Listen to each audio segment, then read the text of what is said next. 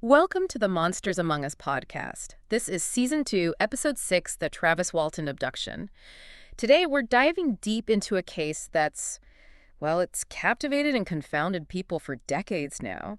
The alleged alien abduction of forestry worker Travis Walton. This was back in Arizona in 1975. Yeah, it's a really strange one. And it's fascinating because even, within the UFO community, quite a few people think it might be a hoax. Right, which says something. It really does. So the date was November 5th, 1975, and the location, deep in the Apache Sitgreaves National Forests, near Heber. Okay, set the scene for us. Well, you've got Travis Walton. He's working on a forestry crew, doing work on a federal contract. And his boss, that was Mike Rogers, who was going to be his brother-in-law, right? Exactly. And this detail is pretty important. They were seriously behind schedule on this contract. Behind schedule how? A Forestry Service inspector had basically said, look, you're not going to make the November 10th deadline. Ouch. So, consequences. Oh, yeah. Financial penalties, maybe even losing out on future contracts. So there was definitely pressure there. That sounds like a pressure cooker situation for Yeah. sure. That's a key piece of the background, I think. Absolutely. That deadline hanging over them, Yeah. it adds this whole layer. Yeah. Makes you wonder about, motives. Yeah. And get this. Just a couple weeks before, October 20th it was, Walton and Rogers watched that TV movie, The UFO Incident. The one about Barney and Betty Hill. That's the one. Uh-huh. And apparently they talked afterwards about, what if they got taken aboard a flying saucer? Wow. Yeah. That's quite the coincidence, or maybe not. It feels like the stage was being set somehow. It really does feel that way, doesn't it? So the core mystery here. Forestry worker vanishes after seeing a light, then boom, reappears 5 days later with this wild story. Wild is putting it mildly. Okay, so walk us through that initial disappearance report, November 5th, after sunset. Right. The crew, 6 guys including Walton, they report him missing. Their story is they see this lit object hovering Yeah. above the ground, yeah. And Walton, apparently out of curiosity or whatever, gets out of the truck they're all in and starts walking towards it. Okay. Then, they claim, a beam of light hits him, knocks him back maybe. The accounts vary a bit. And the crew's reaction. Panic. They say they panicked, hit the gas, and drove away. Just left him there. Well, the instant came back. About 15 minutes later, they claim. But Travis was gone. The object was gone. Vanished. 15 minutes. That feels quick if you were truly terrified, but maybe adrenaline, I don't know.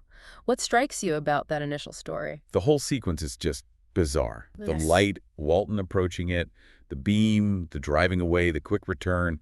That's a lot. And the investigation starts, sheriff gets called, search parties. Yep, the usual missing person stuff kicks in. But then there are these odd details. Travis's mother, for instance, apparently she was hesitant about continuing the search early on. Why? Suggested he wasn't on this earth, which is, an unusual thing to say. Definitely not standard. And a UFO group got involved pretty quickly, too. Yeah, APRO, a group based out of Phoenix, they were contacted early, which again kind of steers the whole thing in a certain direction from the get-go. It takes it out of the realm of a standard missing person case almost immediately. Exactly. And then you look at the behavior of Travis's brother, Grain, and Mike Rogers, the crew chief. What about them? Reports and even some recordings suggest they were surprisingly calm, not showing a lot of outward distress, Calm how? Dwayne apparently told people Travis wasn't really missing, that he knew where he was. He even said something like the chance to go aboard a UFO was too great to pass up. Wow. Okay, that's not the reaction you'd expect if your brother or employee just got zapped by aliens. Not even close. Yeah. It's really unconventional. And if you wonder, did they genuinely believe that, or was something else going on? It does make you wonder.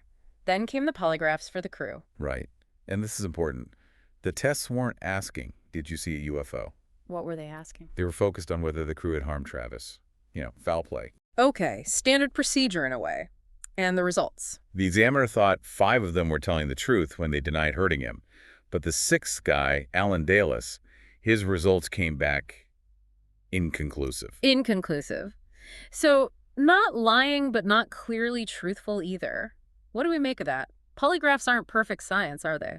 Not at all. They measure physiological responses, heart rate, sweat, that kind of thing. The idea is that lying causes stress, which shows up in these readings, but they're definitely not foolproof. Stress, nerves, even countermeasures can affect the results. So 5 pass, 1 inconclusive. It doesn't exactly scream hoax, but it doesn't shut the door either. Precisely. It just adds another layer of ambiguity to the whole thing. Okay, fast forward. 5 days, 6 hours, to be precise. And then Travis Walton is back. How did he reappear? He calls his sister's husband from a payphone. Yeah. In Heber, near where he vanished. Just calls. What did he sound like? According to the brother-in-law who took the call, his first thought was that Travis sounded drunk or disoriented. And here's another weird little detail. The operator connecting the call, she recognized Walton's name, knew he was the missing guy everyone was looking for. So she alerted the sheriff. Yep. Added another twist to an already strange situation. And what happened right after he got back? Was there a rush to the hospital? Debriefing? Well, this is where it gets even stranger, maybe. Deputy Glenn Flake goes out to the family ranch. He finds Dwayne Walton, Travis's brother, busy transferring fuel between vehicles because he'd forgotten to get gas. And Dwayne doesn't even mention Travis's back. It doesn't mention it to the deputy looking for him. Nope. And instead of, getting Travis to a doctor right away for a full checkup. Yeah. What'd they do? Dwayne contacts a UFO researcher first, who then suggests a hypnotherapist. A hypnotherapist before a medical doctor? That seems backwards. It definitely seems out of order for what you'd expect in an emergency or after a traumatic event. Was there any medical exam early on? Well, that hypnotherapist, a guy named Lester Stewart, who apparently wasn't even a licensed doctor, he actually told them to get a proper medical exam first.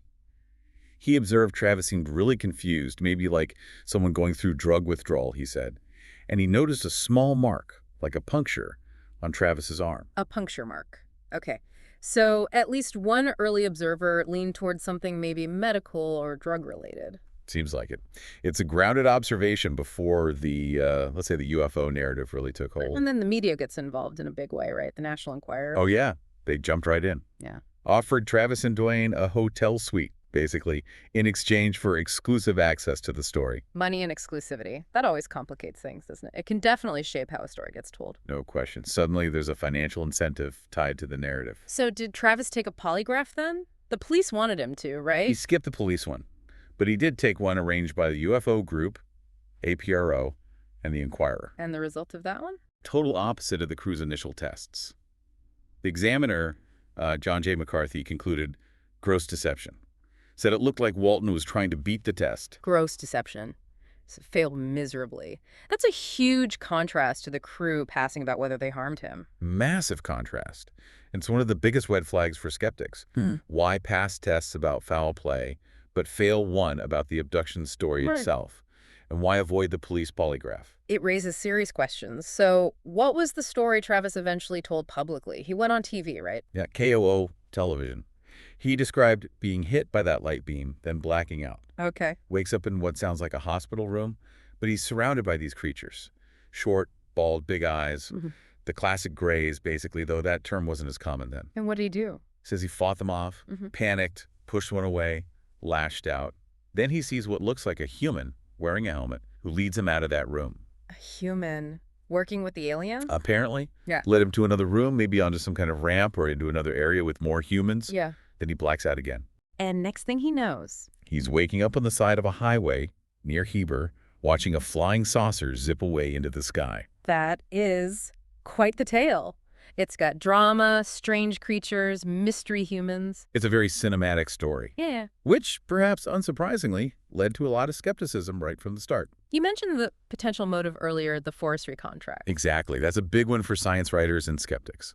The contract was way behind schedule. Penalties were looming. So the theory is, maybe staging something dramatic, something completely unbelievable like an alien abduction, could trigger an act of God clause, or at least provide a bizarre excuse to get out of the contract penalties.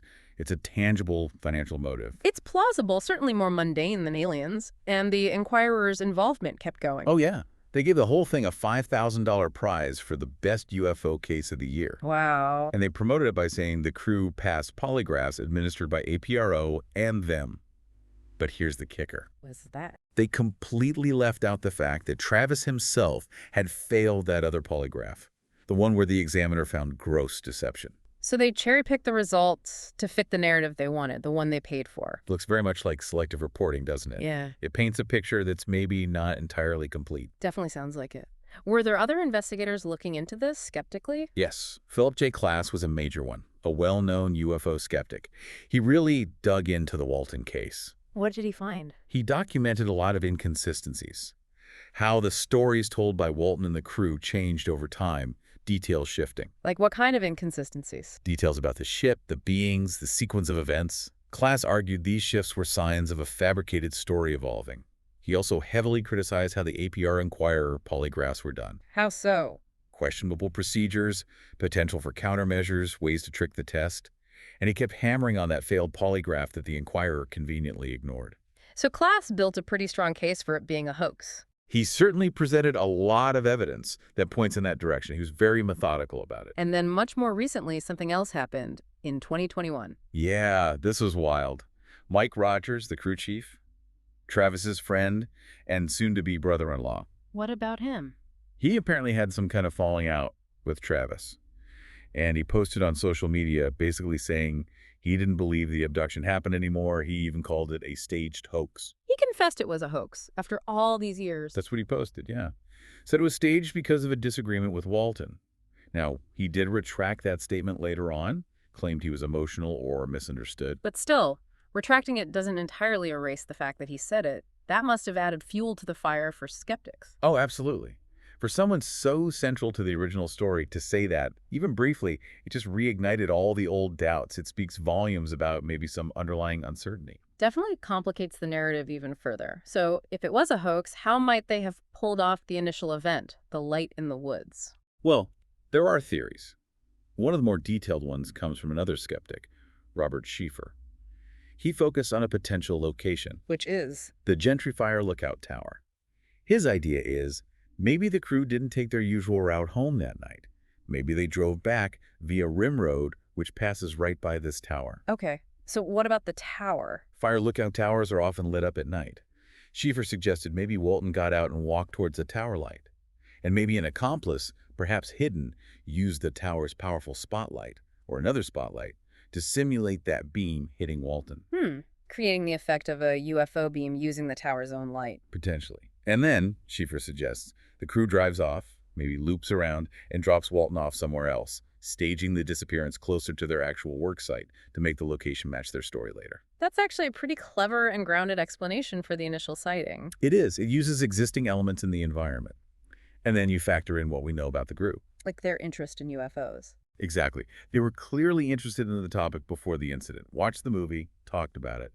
And there were reports, local rumors maybe, about the Walton family having a bit of a reputation for pranks. So UFO interest plus maybe a history of pranks, plus a potential financial motive, it starts to build a case for a possible hoax scenario. It does provide a framework for a non-extraterrestrial explanation, definitely. It's also interesting how Walton's story compares to later abduction accounts, right? The ones that became more common in the 80s. Yeah, that's a really key point.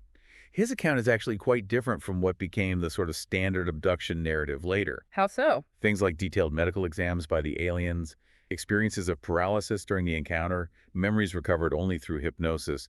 A lot of those classic tropes are missing from Walton's initial story. So his story didn't really fit the mold that developed later. Not precisely. Even the screenwriter for the movie, based on his book Fire in the Sky, Tracy Torme, noted that Walton's account felt different from the typical abduction claims that came after. Which could mean his experience was genuinely unique, or that the story was created before those tropes became widely known. Exactly. It leaves room for interpretation either way. And wasn't there one crew member who was suspicious from the start? Yes, Steve Pierce. He apparently had doubts early on. He mentioned things seemed off that day. Like what? Like Rogers keeping them working unusually late. And Travis Walton hadn't actually worked that day, claimed he was sick. Pierce also said Rogers was gone from the work site for a couple of hours that afternoon. Little inconsistencies and unusual behaviors leading up to the main event? Yeah, details like that, while maybe small on their own, they add to the overall picture of something potentially being orchestrated. So when you put it all together, the potential motive, the inconsistencies, the failed polygraph, the Inquirer's selective reporting, the later confession then retraction, the plausible alternative explanation with the fire tower. It paints a compelling picture for skepticism, doesn't it?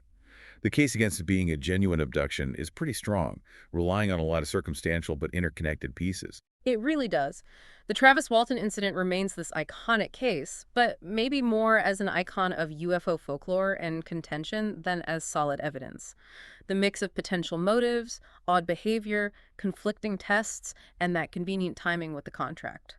It just leaves so many questions. And the fire tower hypothesis provides such a surprisingly mundane yet plausible explanation for the initial trigger event. It really makes you think about perception, belief, and maybe how much people want to believe in the extraordinary. Even when a simpler explanation might be staring them in the face, it's a fascinating puzzle. That's the end of the episode. Until next time. Keep to the shadows. Some legends are best left undiscovered.